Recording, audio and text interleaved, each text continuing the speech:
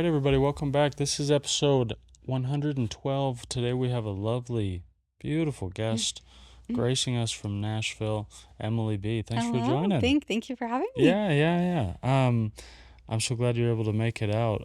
Emily is a musician, and you've been in Nashville how long? Since March, so a little Okay, over 9 months. So okay. not very long. Gotcha. And was this the classic, like, I'm a musician, it's time to move to Nashville and just grind and hustle and network and stuff? Yeah, it was honestly a combo of a few Mm-hmm. things. So I've only lived in Utah my whole life, and so I've always wanted an out-of-state experience. And my husband, he works in IT, so he had a remote job. So it was kind of like we could go anywhere and he could work from anywhere. And our son was 1.5 at the time, so it was like kind of now or never situation if we wanted to have a new adventure. Mm-hmm. And then me being a musician and a songwriter, it just felt like Nashville made the most sense for me Yeah. to have a purpose there Uh-huh. and to just really give music more of a shot. I mean, there's Yeah. lots to do here in Utah, but Sure, yeah. a little more intense there. So Nice. So how's it been? it's been great. Yeah. Honestly, I went there trying to have low expectations in some type of a way. I'm a very goal driven, like to-do list type of person. So it was kind of interesting for me to have a different approach to moving there. Yeah. I wanted to go there in a way of just letting the experience be what it was. And Yeah. so I feel like having that mindset when I moved there, it's been nice to just have loved every moment of it Mm-hmm. and just kind of taking it for what it is. So Yeah. I do a lot of the songwriter rounds. You know what those are? I'm sure you've heard of them. I've heard of that. What does that Yeah. mean exactly? So essentially it's kind of the Nashville way. They have three or four songwriters on stage at a time, and then you share like the story behind your song, share the song, and then you take turns with the songwriters. And so it kind of is this really intimate, small thing, and then you do rounds of that. So you share anywhere between 3 to 7 songs depending on how Okay. long the round is. And Yeah. it's just so fun to be able to share like the story behind the Mm-hmm. song and the inspiration, and then hear all the other writers and their stories and all of that. So that's very much with me is my music. I love the storytelling aspect, and Mm-hmm. so it's nice to be able to share those Yeah. stories. And it's been interesting though to experience since being there, thinking that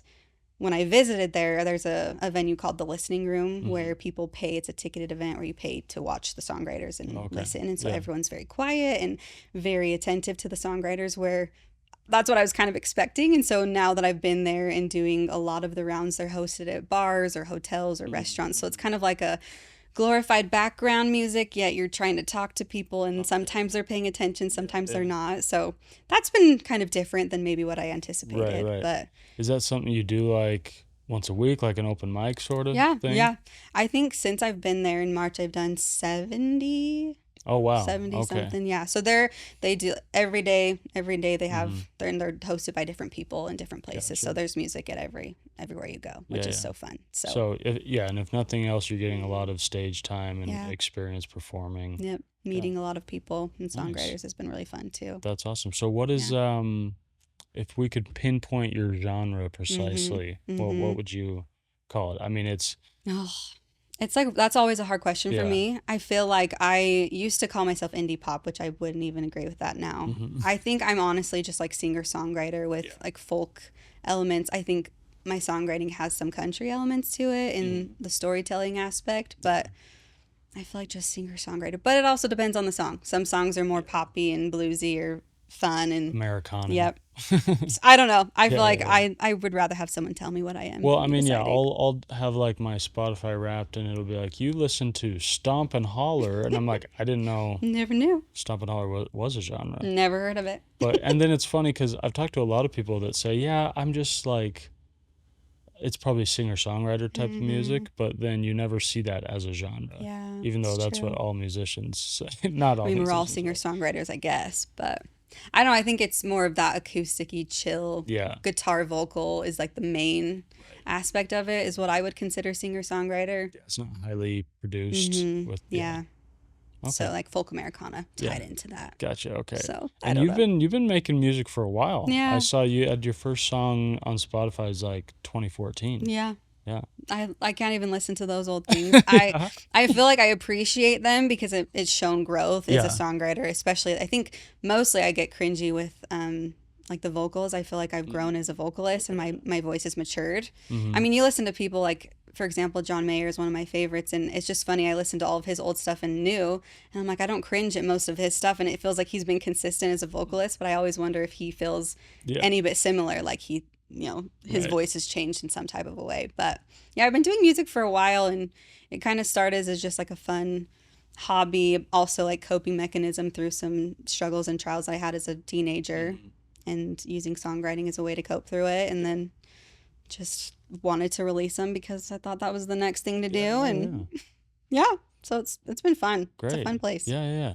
So tell me a little bit about for you at least, just the general healing power of music. Yeah. Like for yourself as a musician, and then what you hope to sort of get out there for other people. hmm Music is very healing, and like I said, I learned that from an early age. I was always involved in music as a child, and so I think it just was like second nature to me to always have music. And I think even if you're involved in music lessons, I think people appreciate music in that healing type of way. Yeah. I think we turn to music in a way when we're feeling sad, happy, ragey, whatever we're Yeah. feeling, and a song always is kind of an answer and Mm-hmm.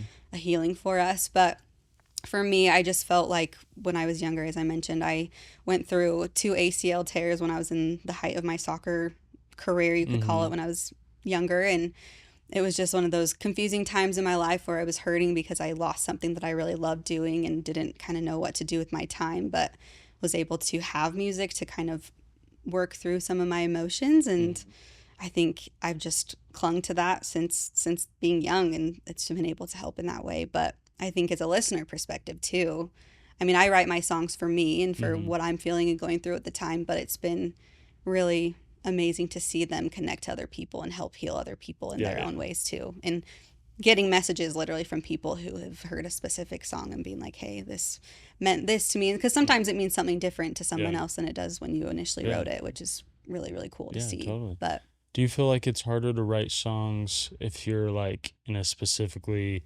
wonderful stage of life? Like yeah. if things are pretty smooth sailing? Yeah, I feel like it's been interesting throughout my life, especially with being a young teenager, just dating and then dating like for serious to being married and so on. Mm-hmm. It's just the different phases of life bring out different songs. And it's been interesting actually in the last probably 4 years of my life. I feel like I've been in a very nostalgic state of mind when I Mm-hmm. write, as well as like a closure, which is really interesting place to be when you're Mm-hmm. happily married and people like Yeah, question your yeah, yeah. songs. Like, are you okay? Like, Right, right. is this about your spouse? Or so Mm-hmm. I don't know. It's been, some aspects are harder. I do feel like when you put yourself in a mindset to write a specific song, I've noticed I kind of really go there, Mm-hmm. and it can kind of put you in a weird headspace for a Yeah, while. yeah. And I noticed that it kind of messes with things for a Sure. minute, Yeah, but yeah, it's yeah. important to feel. And Yeah. I'm very, So do you have moments when you're like, okay, I want to kind of capture 16-year-old Emily, and I want to go there and feel those things and feel that heartbreak so I can write a song about it that hmm maybe I never have. yeah, exactly. Yeah. I do that. I feel like with, like I said, the closure aspect of my writing in the last little bit, I've tried to take myself to those places to like kind of remind yourself of what it felt like in some type of a way. Yeah. Because for me, I know some songwriters can like completely make up a song from no personal place. And Mm-hmm. I think maybe there's always some personal type of a inspiration that goes into a Mm-hmm. song, but for me, I am like almost too honest in some of my songs. Like most anything that I write has a very everything about it is very Yeah. honest, and I take pride in that though. I Yeah. think it's important to have that. So, Yeah. Yeah. I feel like for me, I'm a writer as well, but yeah. I don't do any sort of music. Mm. But yeah, a lot of times I'll write about a relationship or a heartache or something, and hmm it kind of reveals to you things you didn't realize Yeah. before. Oh yeah. And yeah, it's a curious little alchemy hmm when the pen hits the paper. Oh yeah. Yeah, I don't even know that I super understand it, but yeah, there's something that sort of like triggers things in your brain hmm when you start to recall memories and try to articulate them a little bit Yeah. better. Yeah.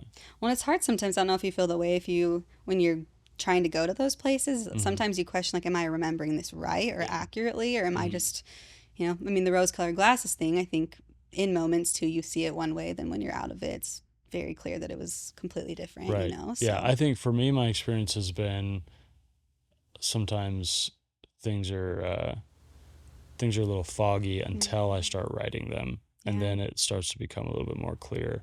If Love if that. I'm able to sort of put my ego aside and be Mm. like, oh, this is actually how I felt, Yeah. but I had spun a nice little narrative in my head Mm-hmm. so I could sleep better at night. I don't Yeah. know.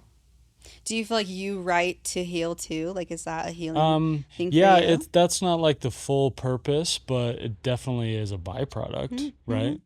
I feel like I don't know why we create art is a curious matter, Mm-hmm. but I think it's a combination. I think for myself, it's like there's things inside of me that just need to be out, Mm-hmm. right? And Yeah. so whether it's me telling a friend or going to therapy or crying to my mom Mm. or writing a poem or writing an essay, it's like it's all kind of the same thing. It's a Mm-hmm. creative act, Yeah. but when I make it more an actual piece of art, Mm-hmm. I feel like you put more care into it Mm-hmm. and more attention, and then you can really get to the bottom of things. Yeah. Um, I don't know. Why do you think you make art? That's a great question. I don't know if I've ever even thought about why. It's just kind of like second nature to me. Yeah. It's just like a part of you for so long that Mhm. it's like another limb almost in not a weird way, but Yeah. I guess it's like, do you make art for the sheer joy mm. and the catharsis, or do you make art because you have to? It's interesting you asked that because I do feel like in my current life right now, I feel like there's a very fine line because I do it because I enjoy it and it brings me joy. Mm-hmm. And I also feel like we're given talents for a reason and I never want to just waste that away when, Mm-hmm. I know that it can benefit me and other people by sharing what you have. But I do feel like there's been kind of a weird level of, I don't know how to describe it. With my life, I like to do a lot of things. Mm-hmm. And I've had a hard time, especially lately, being a mom and how that takes a very big, large chunk of your life and your Yeah. time, how to balance the things that I do and pursue in my life. And there's been some times, not that I would ever give up music completely, but it's just kind of like, am I doing this because I need to, because I want to, because like, I don't know if I have that answer for myself Yeah. yet, but Yeah. it's kind of been something on my mind as of late of just what I know that in my life something has to give, not music, not necessarily being a mom, of course, but Sure. there's Sure. all other aspects of my life. And so it's just trying to figure out Yeah. Yeah. And it's how to like, and balance do and you let in other mm, hobbies that are fun and you enjoy, yeah, but they're not as fulfilling and exactly. Mm-hmm. meaningful, but they're easier, Mm-hmm. because I'm Yeah. sure at times music can be the most fulfilling thing, Mm-hmm. but it's also a grind, and it Mm-hmm. also is one of the hardest things, just like being Yes. a mom. It's like Mm-hmm. that's not an easy Mm-hmm. task, but Mm-hmm. it's the most fulfilling, right? Exactly. You feel, I mean, being a mom and a musician, you're clueless a lot of times Yeah, too, yeah. especially as an independent artist and you're just doing everything by yourself. It's Mhm. very hard to know if you're even on the right path and you don't want to waste your time doing something if it's not going to benefit it in the long run. But Yeah. yeah, that's a good question. I'm going to Yeah. definitely ponder on that Yeah, more yeah. today. Do you Mm. think about music and the things you create as sort of a legacy of what you're leaving behind? Mm-hmm. Yeah. Like, do you think, okay, obviously I want to get more notoriety. I'd love to get Mm-hmm. famous and known for my work, Mm-hmm.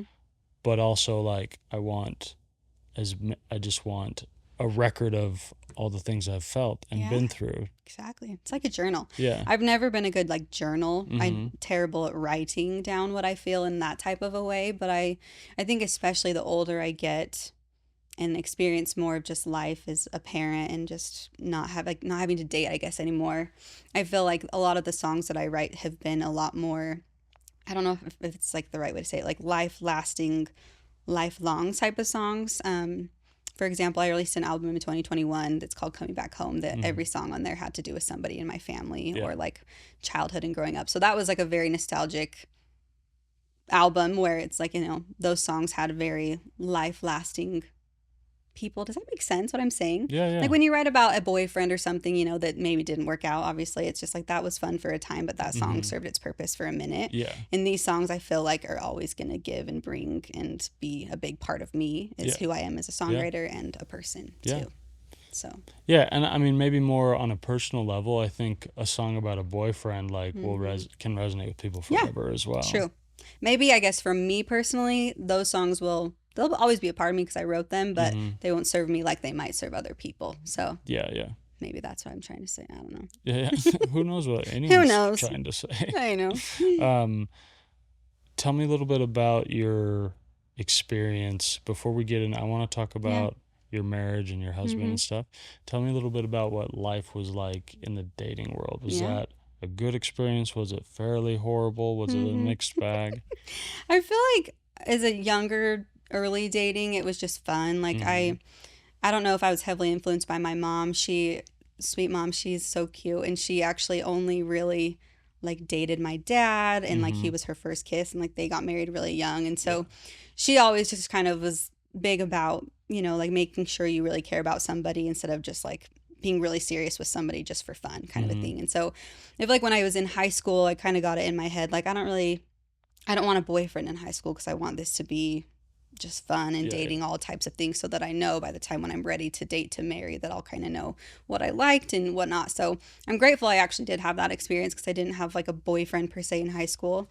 But it's interesting throughout the dating, and there was a hot time when I was on Tinder for a second when that was popular, and that brought out some fun experiences of just interesting men, and one of them actually inspired my song Deja Vu that I've released in the last several years. But I feel like I had a decent relationship in dating. Like it wasn't anything traumatic or great or bad. It was it was fine. But it was interesting once I got to meeting my husband, recognizing that all the qualities that I liked in past people I had dated for a time or for longer periods, my husband had all of those qualities in him that I liked in each of these other different people. Which was like helpful in a way to know that, okay, maybe he is my person, right, you know? Yeah, I do think there's pros and cons to like getting married really young when you have no experience and getting married way later when you have way too much experience. But I think that the main benefit of having some experience under your belt is you can realize what you actually like, you know? I think sometimes people that marry young, they're just like, I like this feeling of being in love and having somebody care about me, but what I actually like and need in a relationship, they don't really know yet. And they can, you know, you can get lucky and kind of end up wanting the same things and liking the same things, but I think a lot of couples that struggle, they didn't necessarily have all those things they liked about their partner. They just happened to meet and want to get married, want to be in love, you know? Yeah. It's interesting on like another aspect. I was talking to a friend about this. When you get married young, again, there's certain circumstances where it's just perfect and they last forever. And then there's the others that are like, you know, they were very different people when they first met, and then just later down the road, it just doesn't work out. It's like completely, I think regardless, I guess, of what age you get married, it is a gamble that you guys are both going to grow in the same direction throughout the rest of your life, you know, because I think the person that I am now is very different from who I was when I first married my husband and from dating, you know, and you're hopeful that you can grow together. And I think that's a beautiful thing too, though, that you kind of fall in love with so many different versions of your partner, that you can kind of have that, which is, you know, it can go both ways. Okay, so tell me how you met your husband. So I always joke that it was like unintentional stalking. That sounds creepy, but it was just funny. So he served in the same mission that my cousin did.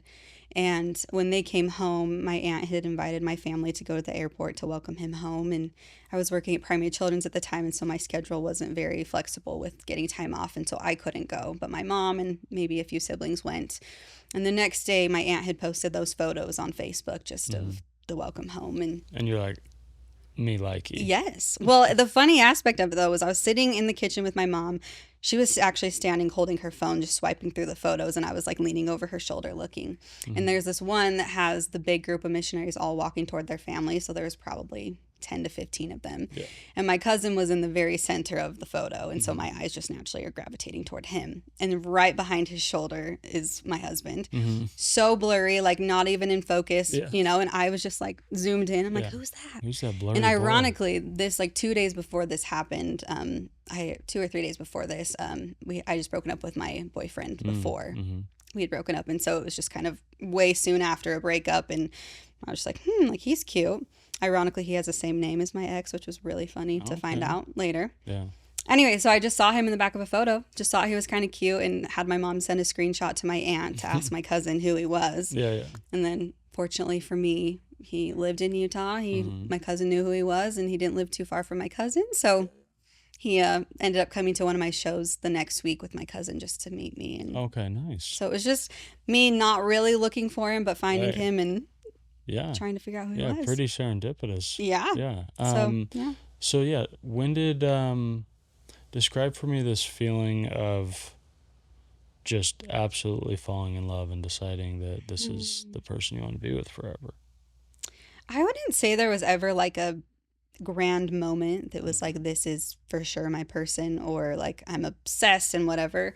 I feel like for me, maybe it's just also me as a person, I'm kind of more prone to anxiety and just second guessing in life. But I feel like with him, it felt like it was just really easy. Yeah. And that was, I think, the biggest thing for me that felt different from previous relationships. Because I think when you are dating someone and, you know, things are going good, there can be a time when one person likes one person more than the other. And it's usually the case. Yes. Yeah. And then especially toward the end, like there have been situations in relationships for me where I was really into that person. And like when they were kind of fizzling away, I found myself like holding on for dear life because you're like, no. Yeah. I really like you. And so it just felt like that was my past history with dating, that it was just like never, it was maybe consistent for a time, but then it would always kind of have that situation. So for him though, it kind of felt like it was so easy that there was never one person like trying harder than the other person. It was just very mutual.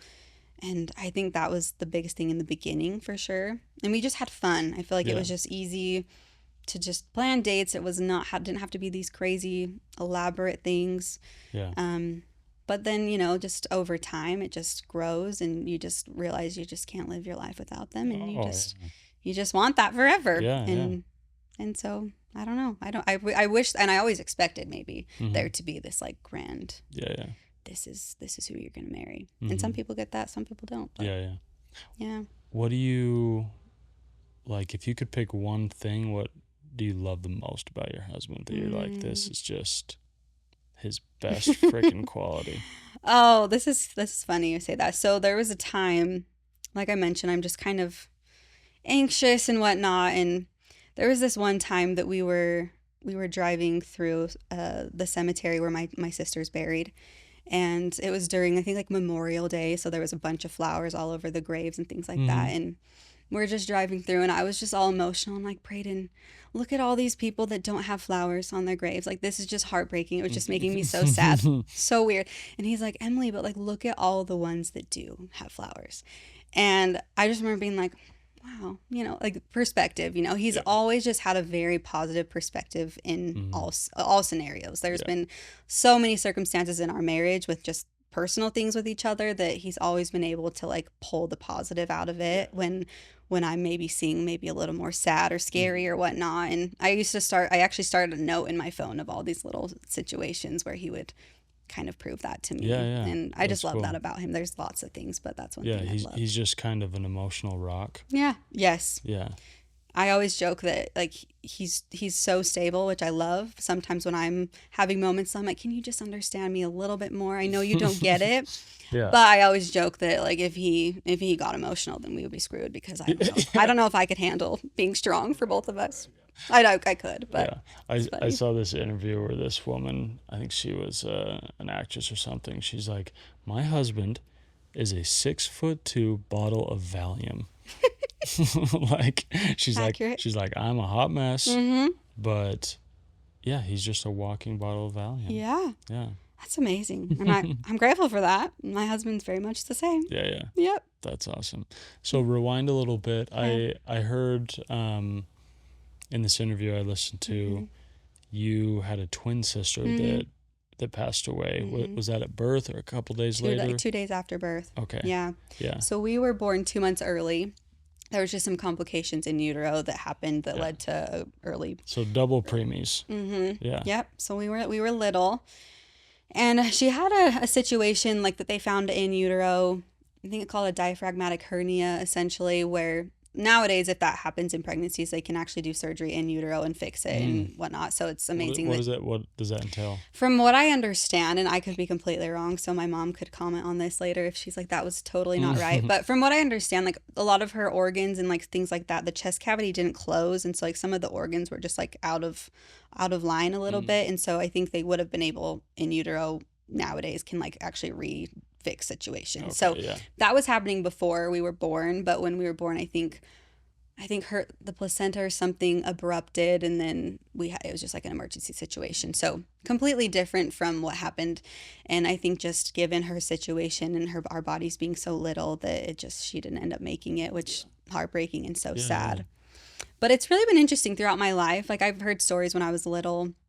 I mean, because I never knew her as Yeah. a Yeah. here on earth. Uh-huh. It's been interesting as just hearing stories from when I was a kid. Even my mom said when I was like 3, I used to just cry because Melissa wasn't like, she was crying because she couldn't be in the crib with me. Mhm. Or so she's definitely been part of my life, and even still now, like a big part of me. My very first song I wrote was actually about her when I was just going through a hard time as a teenager, understanding why a big part of me is not here and why Yeah. like I made it and she didn't, and just little things like that. But it's been really interesting as I grow up older as well. My birthday has been like the hardest day for Really? me in Yeah. probably Yeah. the last 8 years. So you don't do like it's my birthday week, it's my Hmm. birthday Yeah. month. I just was so emotional. I think the last probably 2 or 3 years I've been better, Mm-hmm. but for probably the ages of 20 to 26, I was just like a wreck. I Yeah. just woke up and just would cry the whole day because Yeah. it just felt backwards, like the one person that should be here Yeah. celebrating with Were you me. guys identical? We were fraternal. Gotcha. Yeah. So, to my knowledge, she would have looked a lot like one of my older brothers who had dark hair. So Mhm. we would have been different, but Yeah. Yeah. still sisters. Yeah. That's so interesting because it's like Hmm. twins tend to be so close Hmm. and have almost a weird Yeah. connection, and then to like, yeah, I don't think I've ever met somebody that's lost a twin. Hmm. But yeah, you also didn't really meet her. Yeah. So it's got to be kind of a confusing emotion. Hmm. Do you remember as a kid, like being sad about it, but not really understanding why you're sad? I think so. I mean, I can't recall like a specific time. My mom always made sure that we celebrated her as well, like when I would be a kid. So I remember I probably as a kid would be all confused, like why are we going to the cemetery on my birthday? Like what do we do, Even though I understood but didn't really. Mm-hmm. And I mean, I actually was talking to my mom about this, was it yesterday or a couple days ago? Because she passed away 2 days after we were born. And so I think later in my life, my mom wanted to always make sure that I felt celebrated on my birthday and that it Mm-hmm. wasn't like this sad day. Yeah, yeah. And so she always would try, every year we take something to Primary Children's Hospital in honor of my sister to just give to a family in need. And Okay. so we try to do that on the day that she passed away so that we can remember her and still celebrate her. So, Yeah. but yeah, I don't know. I can't remember a time as a kid necessarily, but And have you talked to your mom about, like, since you've been an adult, hmm what that was like for her? Because, losing a child or well, yeah, it's got to be so crazy, like gaining a child and losing a child in the same day. hmm So your newborn just dies, but you still are going home with another hmm newborn. Like Yeah. that's got to be, and you know this as a mom, like hmm when you have a newborn, that's where all your attention is, and you don't really even have time to think about anything else. hmm But you're also like grieving the loss of a child. That's got to be insane. Oh yeah. I mean, I've talked to her plenty of times throughout my life just about it, and she's still very vocal about the situation. She's still emotional 30 years later Yeah. after the thing, it's just, I think it's just something as a parent, and now that I'm a parent, I can understand, like, you just, no matter how old they are, losing a child is losing a child, and it's just heart-wrenching for the rest of your life. Yeah. I know that she had made comments to me before that, after the birth and then the loss of my sister, and people would make comments like, well, at least you still have one. And she was just like, Oh yeah. they mean well, but Yeah. it's just like, it's just, and I think, it's hard to know what to say in those situations, but I think it was hard too, especially when you're she's recovering still, because it was actually a really scary birth that, like, it's a miracle that me and her are still even here too. Yeah. And so she's just, the grief, and then also trying to plan a funeral, and like all the aspects of things that you just weren't prepared for in the midst of having a child, and trying to do all the things on top of that was just, I think, an overwhelming time. But grateful for family for stepping in and helping and doing all that. But I think it's still raw. My dad won't talk about it. Not that he doesn't want to. I think it's just really hard for him to talk about it, which I can understand. So it's crazy. It's like 30 years later, and the baby was there for 2 days, but it doesn't matter. You've formed that bond, and that's crazy. Man, Have you seen This Is Us? Love. Wrecks you. Yeah. Every aspect of that TV show. Didn't matter what was happening. They hit every like point of life that you could have experienced in life. Yeah. But yeah, I mean, I was just thinking, they had triplets and one passed away, and that's got to be, do you ever watch it with your mom? I feel like I don't think we watched it with her. Yeah. I remember watching the episode, I don't know, spoiler alert, where Jack passes away, and I watched it with my like my sister and my mom, and we were just like a mess. But I was married at the time, and I think when it came out, so we would just watch it and then report back our thoughts. But okay, tell me that this is another sad transition. It's okay. But I wanted to hear, I've heard you talk a little bit about your own miscarriage. And I want to really, like, especially as a man, I want to really try and understand the emotional impact from, it's not too dissimilar from what your mom went through, depending on how far along you were. How far along were you? So I've had two. Oh, I had one I was 10 weeks along, and then the second one I was like 7 or 8. Yeah. So tell me, the emotions behind that. I'm sure every woman's different, so it's not one size fits all. But Oh, it's something that I feel like is a woman, when you are planning to be pregnant and that's what you're hoping for. I think it's always in the back of your mind, that fear of losing your pregnancy and or baby later on in life, but it's something I don't think you can like truly prepare for. Even like the thought of it, I don't think can prepare you for like the heartache that is actually there when it happens. With my first situation, that one I think was especially hard, because we had decided we were ready, and then, we knew that time would happen. If it was going to work out, it was going to work out to have a baby. And then things were kind of not working. And so we had doctor's appointments, and then I got diagnosed with something called PCOS, which is like a common form of infertility that a lot of women have had and experienced. And my doctor said, it's not impossible for you to get pregnant, but it's just going to maybe take time and medication and whatnot. And so very hopeful still. And so I think starting off my journey of trying to conceive with that was a little stressful, but I was still hopeful. And then when we got pregnant, it was again just that like miracle of excitement and exciting time.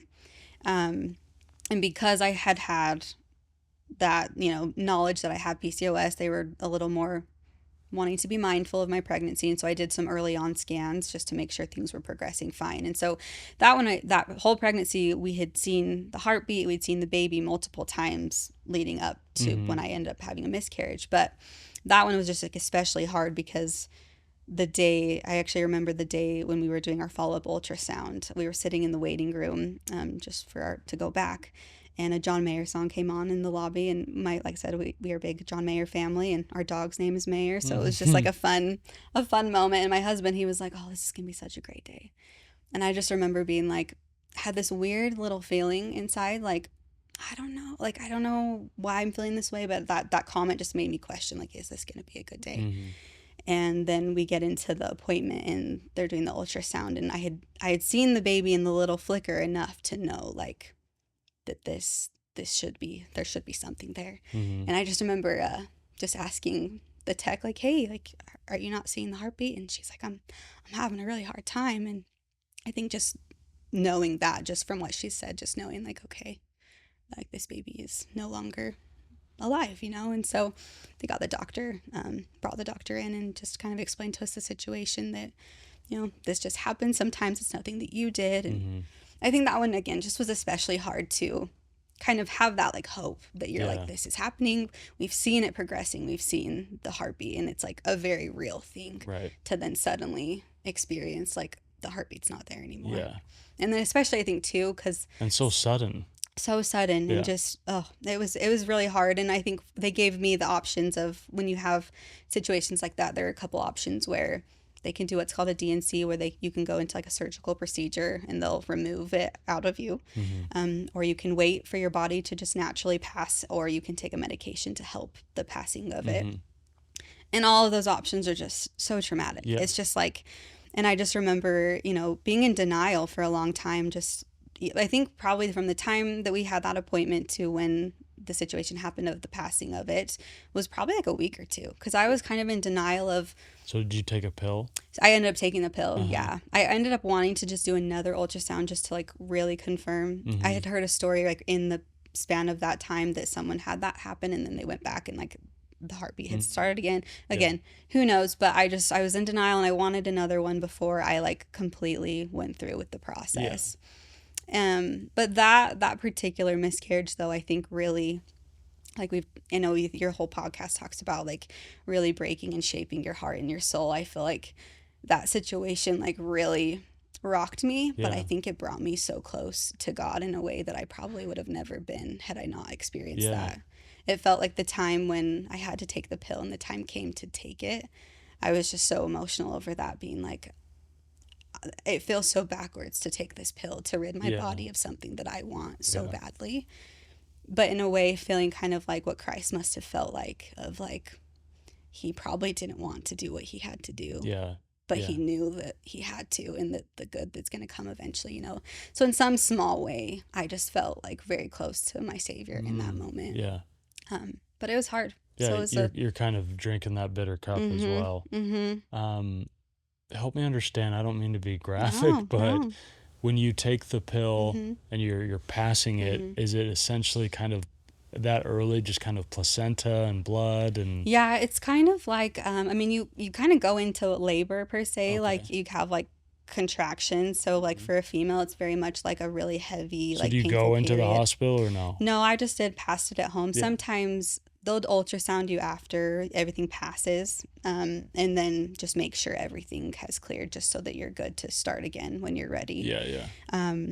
So, but yeah, if you do it in the hospital, they clear everything, and everything's better that way. But yeah, it's very much just kind of like a period, kind of a heavy thing. Okay. Yeah. But yeah, that has to be like so traumatic because you have the trauma of hearing the news, being jolted, and then hey, and just so you know, you have to then have this other traumatic thing happen. Yeah. And I can't even imagine if you're like a late term miscarriage. Yep. Yeah.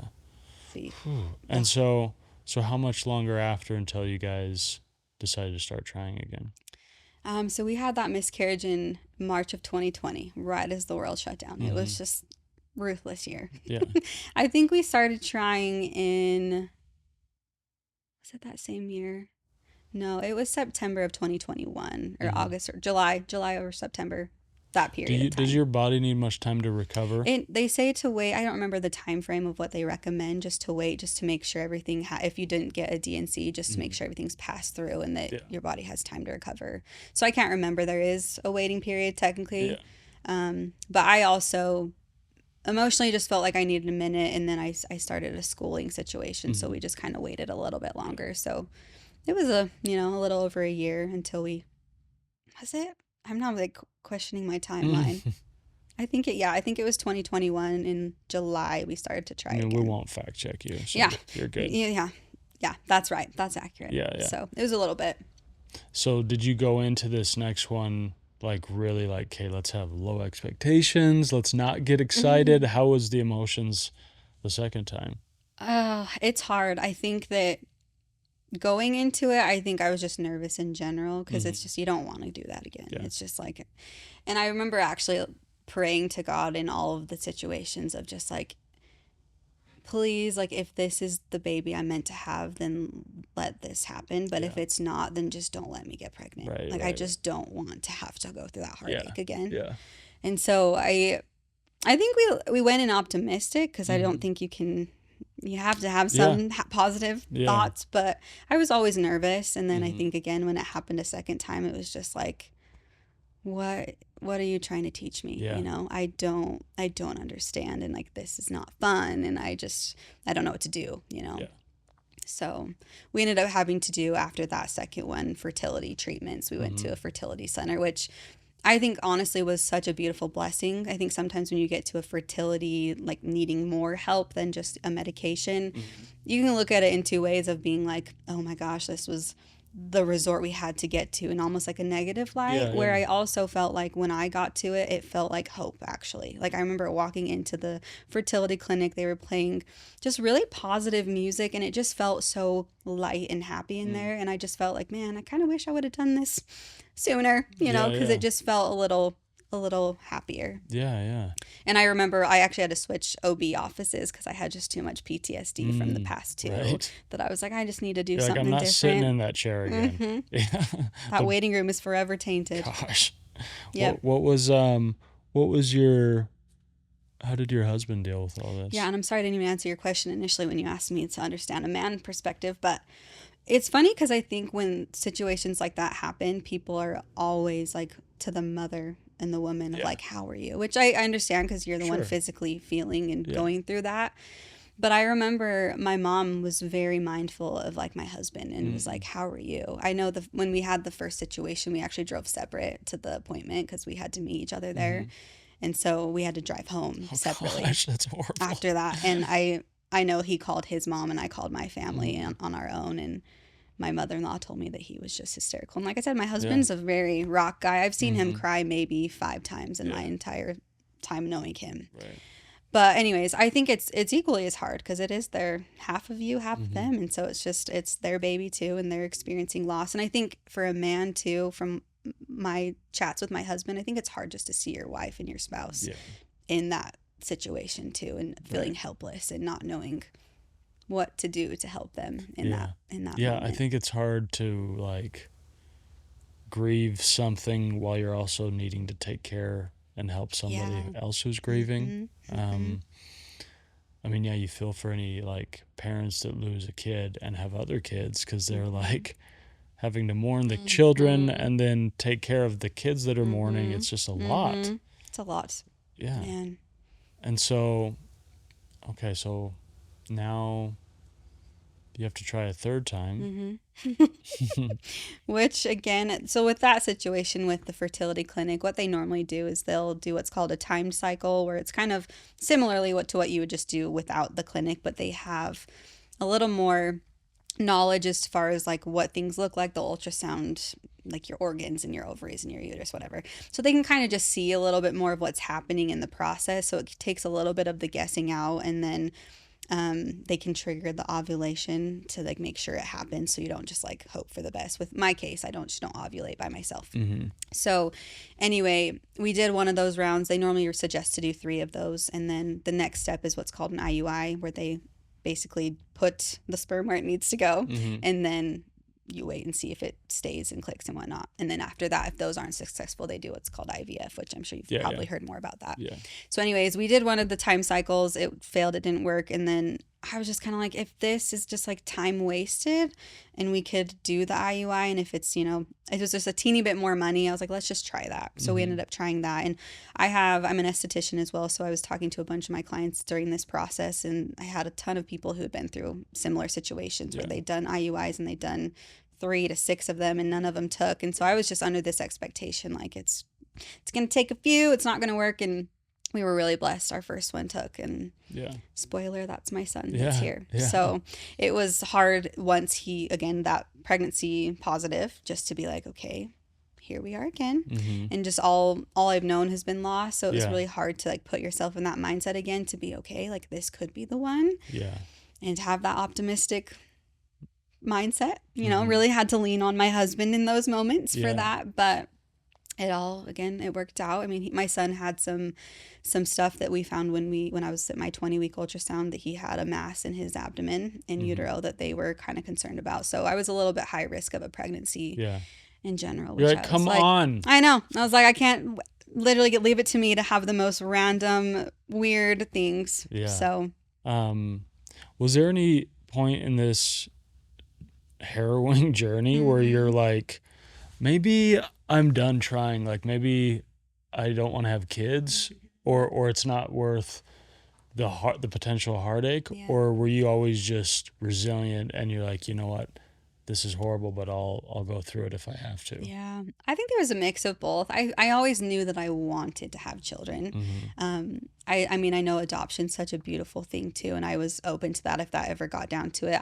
I think our next step, had I not been able to successfully carry a baby, I would have wanted to do like a surrogacy so that I could have like a biological Yeah. child. Yeah.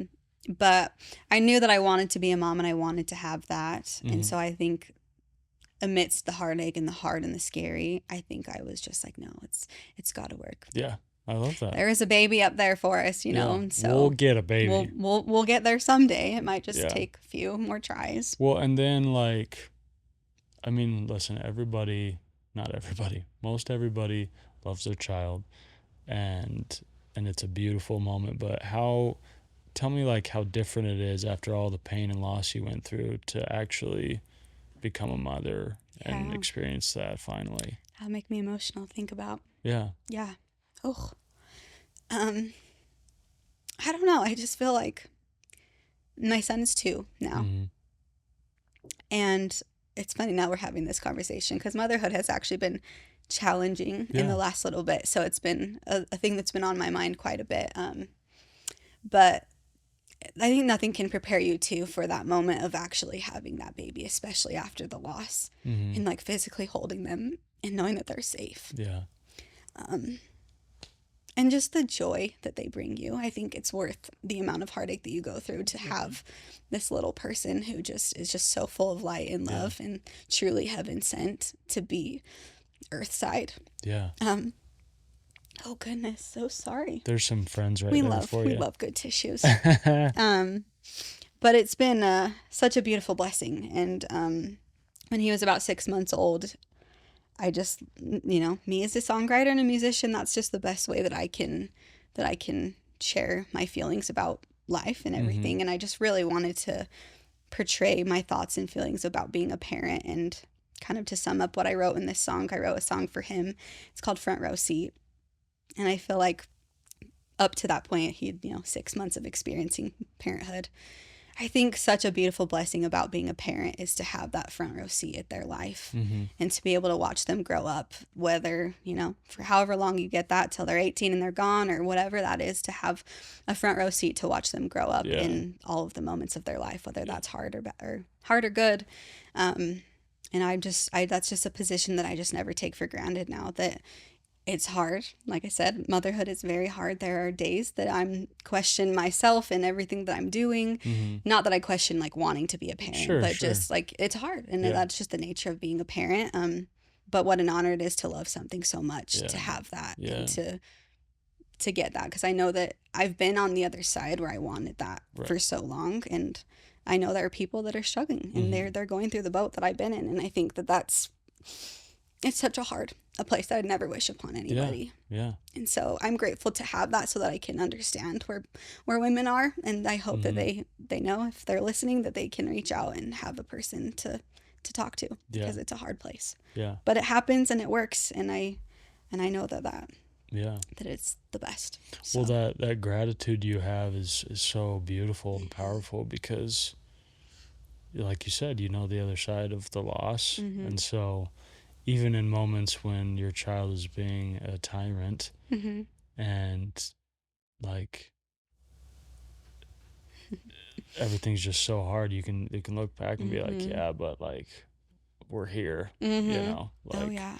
we might be really struggling, but like I'd rather be really struggling than where we were, Mhm. you Oh know. my gosh. Yeah.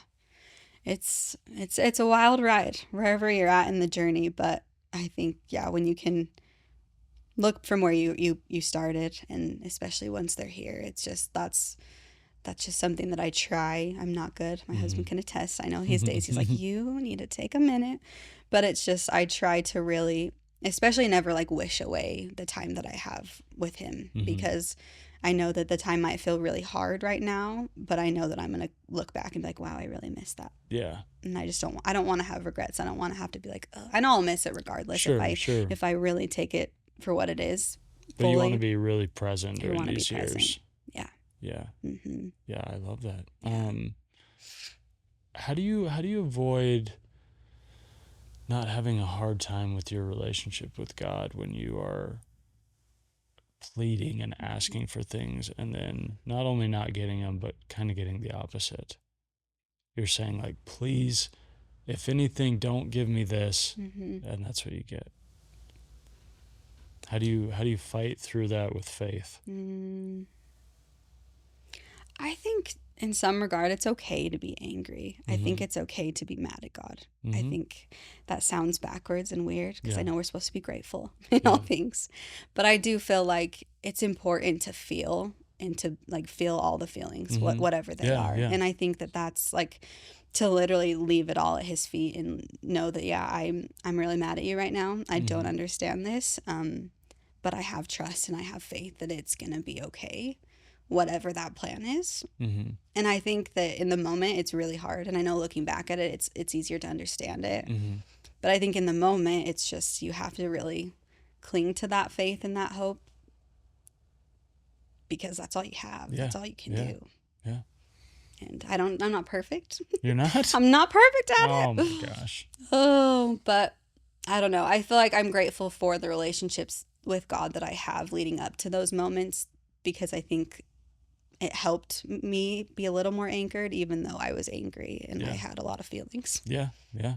But Can I tell you an experience I had? please. This was fairly recent. This was maybe a few months ago, but I was just having a hard time with my current state of life. Mm-hmm. And I had this awesome experience where I felt like God was telling me, like, listen, feel free to cry out to me and to lament and to scream and do whatever you need to do, Mm-hmm. but you don't need to. Like, I've got you, I you love know? that. But please, like, Mm-hmm. if you want to cry out, if you want to be upset, Mm-hmm. like, go ahead. Mm-hmm. But it was just kind of a moment of peacefulness that rushed over me and kind of was like this spiritual, oh, you're actually gonna be okay, and you don't need to worry so much and be sad. You don't need to be sad, Mm-hmm. but you can be, Mm-hmm. you know. Mm-hmm. It's a welcomed emotion, Love that. but so yeah, and I'm not like, listen, I know not everybody has felt that, Mm-hmm. but yeah, I don't know, when you're going through hard stuff, I think there's this natural default feeling of either going closer to God or going farther away. Mm-hmm. And I've just never felt like distancing myself has helped. Mm-hmm. And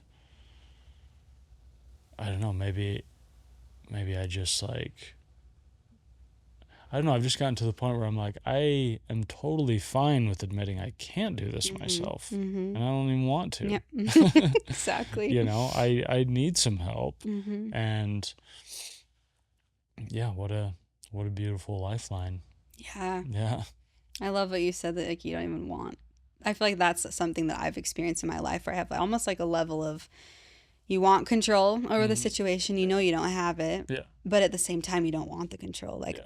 I'm happy that God is the one in charge so that I don't have to like feel like responsible for some of the things. I know that Yeah. some things, yes, we're responsible for and the consequences of it, but it's hard. I mean, that's Like kind of the definition of surrender. Mm-hmm. Yeah. You're just like, yo, Here you go. yeah, the onus is on you, big Yeah. guy. Oh my gosh, yeah. Wow. I wanted to read this quote to you. Okay. This is we're going backwards in our narrative here. Mm-hmm. But this is a quote I love about art, Mm-hmm. and I wanted to hear your thoughts on it. Do you know who George Saunders is? You ever heard of him? I don't know. He's just a novelist, but Yeah. he's written some books about writing and Yeah. creativity and stuff. But he says, noticing that I wasn't getting any younger, not wanting to be the guy whose gravestone would read, afraid to embark on scary artistic project he desperately longed to attempt, I decided to take a run at it. I love that. Yeah. But yeah, I love, I think sometimes we don't want to admit it out loud, but we are afraid to embark on a scary artistic project that we desperately long to attempt. Yeah. Yeah, what are your thoughts on that? I feel like just like human nature, like we want to succeed at whatever we do, and it feels like some bit like you're a failure if you don't succeed to maybe your level of expectation or something. And I think in my life, maybe that's where I feel is that it's like if I don't live up to my expectation, then I don't like my worth and how I value my self-worth sometimes is my level of success. Yeah, totally. And that's a hard thing. And so I agree with that. Sometimes it's just harder and harder to do that. But I also just feel like there's beauty in just experiencing life, even if it's not perfect to what you expect it to be. It's just, it is what it is. I don't know. I'm going to ponder on that a little bit more too. But yeah, I don't know. That's just like said something I've been internalizing with a lot in my life as well, of just trying to live up to these expectations. And sometimes it just feels better to not even do it. Yeah. But then you don't want to regret it. You don't Yeah. want to live that life where you're going to have that on your headstone and Yeah. you want to leave behind a legacy. Right. But yeah, I love the idea of seeing everything as a perfect, almost masterpiece of, but it's, that it's far from perfect, but the attempt and the, I don't know, the humanness of the messiness can be perfect, I think. Like, have you ever heard of wabi sabi? You know what wabi sabi is? I feel like I've heard that. And I have no idea what it is, but So it sounds like it's like some Japanese hot sauce, but that's it's honestly what my brain was going to. Yeah, Is there a Japanese hot sauce that sounds like that? wasabi. Thank Yeah. you. That's But where my yeah, brain was going. so wabi sabi is like this Japanese art philosophy where basically they find perfection in the mistakes of a piece of art. So a lot of times, like, it'll be like a piece of pottery that's cracked, and they'll like re-glue it back together, and where they glued it, they'll put like gold and Oh, I love that. and they focus on the brokenness, and they focus on that. the imperfections, and therein they find the beauty, and therein they find the perfection. And I think it's a beautiful just sort of analog for our lives. Like, we can really easily look at the parts of us that are broken and be like, well, that's why I suck. That's why I am in this place I am, and I'm not further along, and this is why I don't love myself as much as I'd like to. Yeah. Or we can look at our broken parts and be like, this is why I'm so beautiful. This is why I'm interesting. I love that. This is why I'm connectable, Oh, I love that. That's a really good point. I feel like on another hand too, maybe in like a God way too, I think sometimes it's a scary thing to make decisions when you don't know entirely what the end is going to be. But I think God likes us to have action, like, and knowing that he'll make up for the rest. Like if he sees our efforts and maybe it's not perfect or whatever we think that we want that to be, or our broken pieces, he's going to pick up those and make up for the rest of the end of that. Yeah, I love that. Yeah, I love the idea of us sort of being this shattered vessel, and God's just like, okay, you're fine though. I got you. I got, like, you go get the big pieces and start to put yourself together. I'll go get these shards everywhere. Yeah. 'Cause those will cut your fingers, but I got you. I love that. Yeah. I mean, he made us once, he can remake us again, right? Yeah. Well, and I loved what you mentioned earlier. I don't even know what you were saying, but you said shaping our heart, Yeah. And I love the idea of like, okay, my heart has maybe kind of been beat to a pulp over the years, and it's maybe formed sort of a carapace around it, this outer hardened shell. But, you know, when your heart's been broken a lot, whether it's from, Mm-hmm. relationships or loss or sickness, like there's a multitude of things that can break your heart. Mm-hmm. You kind of have two choices.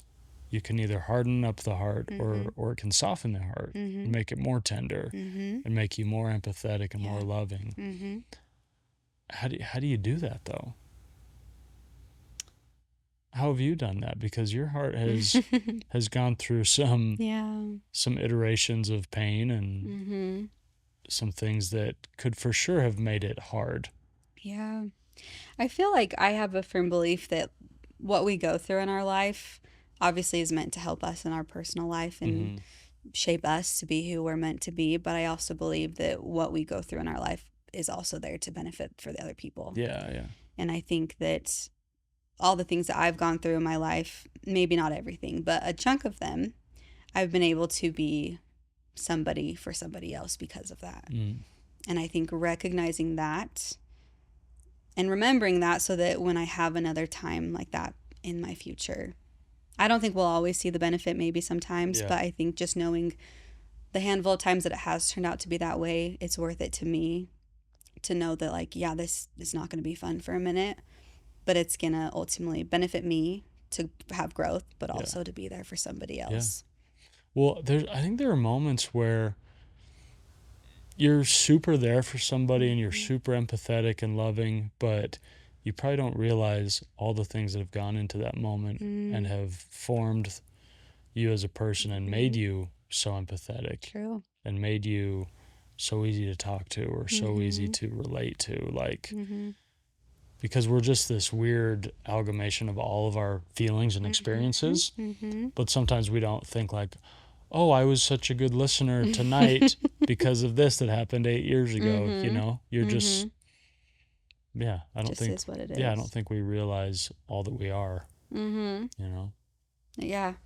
And I agree. I think there will be certain situations in our life where it will be pointed out maybe a little more obviously, but I don't think that's how life mostly is. Yeah, yeah, It's really interesting. I don't know if this is on topic or not, so I don't I care. just I just thought this was really cool. Probably 2 years ago, I was sitting in a church activity thing, and there was a speaker, and he was talking about how like each of us has our own promptings and our own feelings, and whether that's whatever we think it is. But a lot of times we'll take credit for some of our thoughts because we Hmm. just think that's just us and our thoughts. But Yeah. he was just kind of talking about how he gave an example of when we have a thought or a prompting, whatever you want to call it, to do something good, to act on it, because we don't know the urgency behind that thought. Mm-hmm. He gave this example, which is, I think, a little bit more of a intense example, but it stuck with me to this day because I think we all can relate that there have been times that we're like, oh, you should text so and so.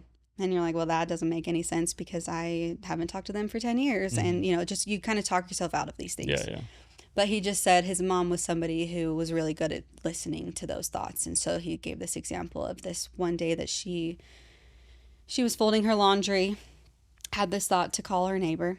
And instead of waiting like most people do to just finish what you're doing and then do it, and by the time you probably forget, she immediately stopped what she was doing and called her neighbor. And the neighbor answered like really quickly and really abruptly and was just kind of like angry.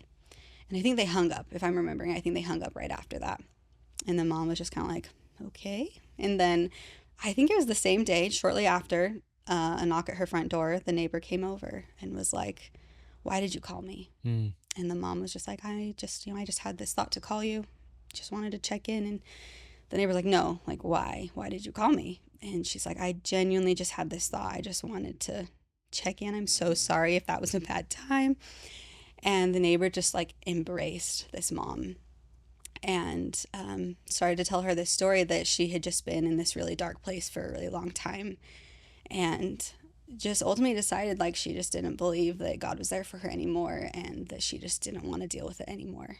And kind of as a last act of like hope, prayed that like, please send like a miracle. Mm. And right as she was about in the act of taking her life was when the phone rang and the mom called.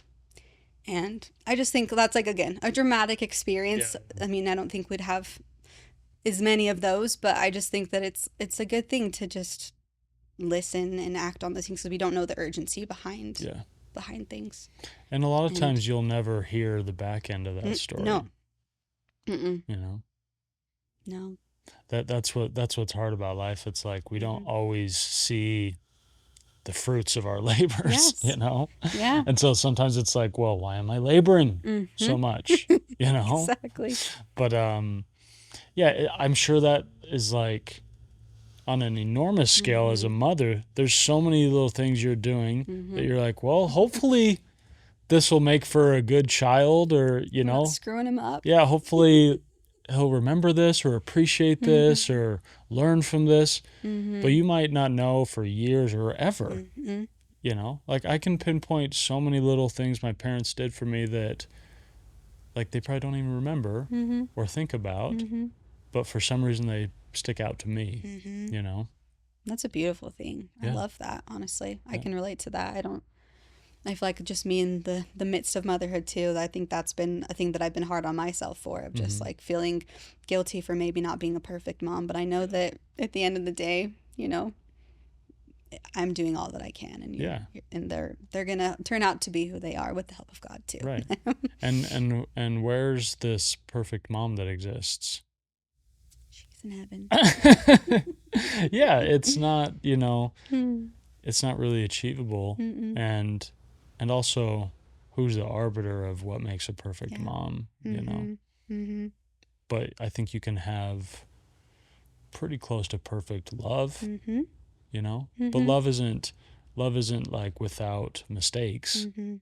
Love is just unconditional, and I think that makes it perfect.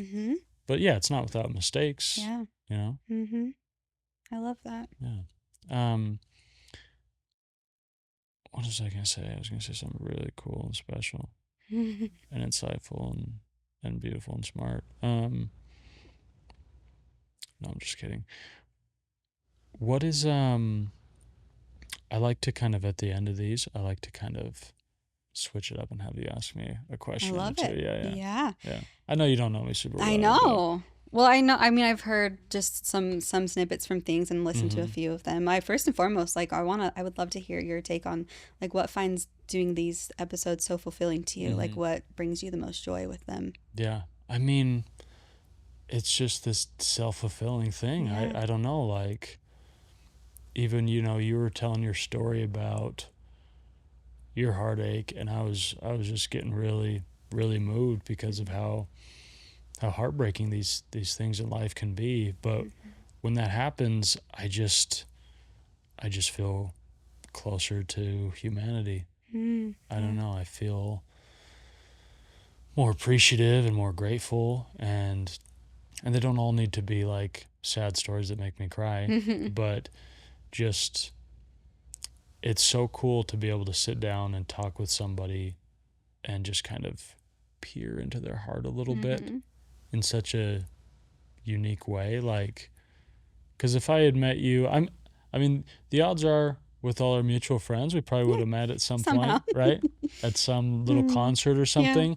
But, and maybe best case scenario, we have some mutual interest and we talk for 20 minutes and it's fun and we kind of get to know each other. Yeah. Especially since you're married and stuff, right? But it's like to have a long form conversation where we can just say, the actual purpose of this conversation is to get into it. Yeah. It's so unique, especially with a stranger. Oh yeah. Well, that's one thing that I love about this podcast, on just the snippets that I've seen and episodes I've listened to, is just I feel like I thrive off of deep conversations. I do not enjoy these like surface level basic things. I just not that it feels fake per se, but it's just I want to know people on a deeper level, and I think when you can get down to those deeper levels is when you can really relate to each other and connect on a way deeper level. Yeah. That maybe can form a better friendship and things like that. So I love that. Yeah. Yeah. I'm just, I don't know, when you are talking about sort of surface level things, they might even be interesting, but yeah, the ability to connect isn't super there. Yeah. If you're just telling me about your favorite color, I don't know how where to go with I don't that. know how deep we can go with that. I don't know how much closer Yeah. I feel to you, Yeah. you know, Yeah. but it's funny hearing your stories. It's like, you know, my younger sister had a miscarriage. My older sister did IVF, you know, and my niece was born super premature. Like, you just feel closer to someone, and you realize that we all go through so much, and it can be pretty similar. You know, even though when you're going through really hard stuff, it's easy to feel like no one understands this specific pain that I'm going through. But people have very adjacent pain, you Oh know? yeah. I 100% agree with that. And I still stand to just like the things we go through in our life is really to also be able to be there for somebody else in that. And you're not going to know what someone else is going through if you can't have a little bit deeper of a conversation. I mean, some people are more vulnerable in that way, and they're just, that's the first thing that comes out of their mouth. Right.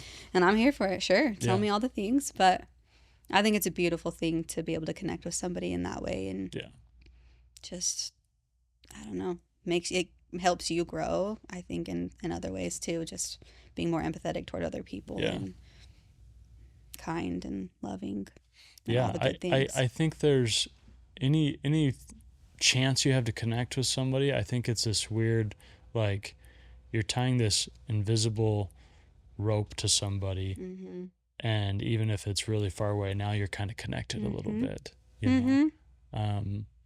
Like I said with my niece, she was super premature, and like, you know, I was in the hospital and I was there the whole time, and so when somebody tells me like they had a premature kid, I feel like really connected to it, you know, even though like not as much as my sister, but yeah, I'm just like, oh, I know what it's like in the NICU, and I know like how scary it is, and I'm just familiar with those emotions a little bit. So I think when you familiarize yourself with hard emotions that other people have gone through, it's the most connecting thing you can do. I mean, I think we all want to feel that. I think we all want to feel like someone knows what we're feeling in some type of a way, and that we're not alone in what we go through. I saw this quote, I don't know entirely the whole majority of it, but it was just kind of in regards to just that we're all going through something, and we can all be there for somebody, like we're all just walking each other home. Like, and I think that's I like that. It's a beautiful thing. To have that experience, to have the human experience and all that it has to offer, even though it's hard. There's a lot of beauty inside of it. Well, thank you so much. Thank you so much for having me. Yeah, of course. It's a great combo. Tell me a little bit about, you're going to perform a little song. Yes, I am. Okay, tell us about it. I'm between two. Do you want to help me decide? Yes. Okay, because I wanted to share the one that I wrote for my son, the front row seat, or the one I wrote for my twin sister. Ooh. It's called Homesick. So Okay. I know maybe that was not nice of me to put you on the spot, but No, I've been on the fence, and I know we talked about both of them in this. I would love to hear this song about your sister, because it's such a unique emotion. Yeah. You know, like there's so many people that have experienced loss, but to lose your sister when you're 2 days old yourself, Yeah. it's so unique. And then to write a song 25, 30 years later. Yeah. Yeah. I love that. Yeah, so I'll play that one. So it's called Homesick. It was on my album Coming Back Home. And that one, it was funny because when I kind of created that project and was writing for that album, being like a family home themed album, I was like, it's not going to be complete without a song about my sister. And exactly what you said, how do you write a song about someone you really never met and you've not experienced life with? And so the inspiration for that song actually came from when I was 21. It was on our birthday. I had finished my classes at college, and I was on my way home and just felt like I should just stop by her grave just to take a visit and say happy birthday. And again, I was just emotional as ever during those few years. And so I cried the whole way there. And our birthday is November 18th, so it's cold normally when it's November here in Utah. But there wasn't any snow yet. And actually, there might have been a little bit, but it wasn't like a blizzard. So I remember pulling up to where she's at and getting out of my car and just feeling so sad and just like all the feelings. But I wanted nothing more than just to feel close to her. And it's like, how do you do that? Mm-hmm. And so I just remember like, I'm just going to lay here. I'm just going to Mm-hmm. lay down, lawn right next to the grave. I know she's not here, but she is, you know? Mm-hmm. And so, and right as I did that, this warm little ray of sunshine came out, and it just was like that reminder that she is there. Yeah, yeah. And so anyways, I just feel like in the human experience, whether you've lost a sibling, a parent, someone like very close to you, or Mm-hmm. just a family friend, it's something that we've all experienced to some degree. And I think there's nothing harder than feeling homesick for somebody who's on the other side Yeah, yeah. that you can't call, you can't give them a hug and see Mm-hmm. them in a few, you know, you can't drive to them. And so I just kind of drew off of that experience of just, it's hard to be homesick for someone like that. Yeah. And the feelings of living life without them and feeling like there's still parts of life that are missing because they're not there with you. Yeah, yeah. But ultimately, my belief is that I will see her again, and I Mm-hmm. know that that will be the best day, and I'll Yeah. give her just the biggest hug, and Yeah. just having just gratitude in that plan that Yeah. we'll be reunited, and knowing that I'll be home when Yeah. she's there with me. So Yeah, well, I'm excited. thank you, Yeah, what's her name? Melissa. Melissa. Yeah. Okay. All right. Yeah. Okay. Thank you.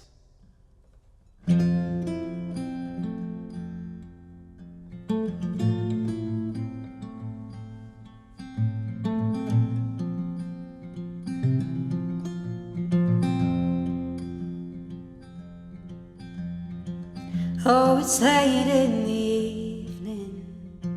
I find myself on the road toward the place I can find you, where my heart feels at home. Up the hill past the oak tree, the feeling's overwhelming. Oh, I'm homesick for a person and a place I know I can't be. So I'll lay here through the night, next to stolen marks, the day you left my side.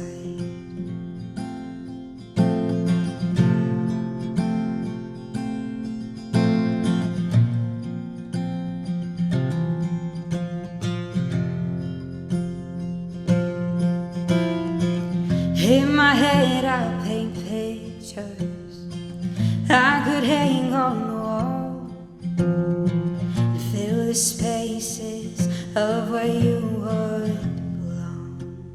But every time that I paint you, the picture's never complete. So I'll leave pink flowers till the day that we'll meet.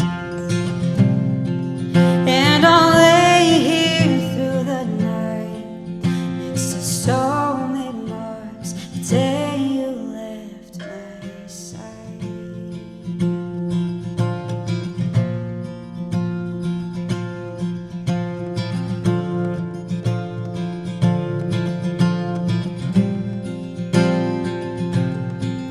Oh, I'm homesick. Oh, I'm homesick for you. Oh, I'm homesick. Oh, I'm homesick. Oh, I'm homesick. Oh, I'm homesick.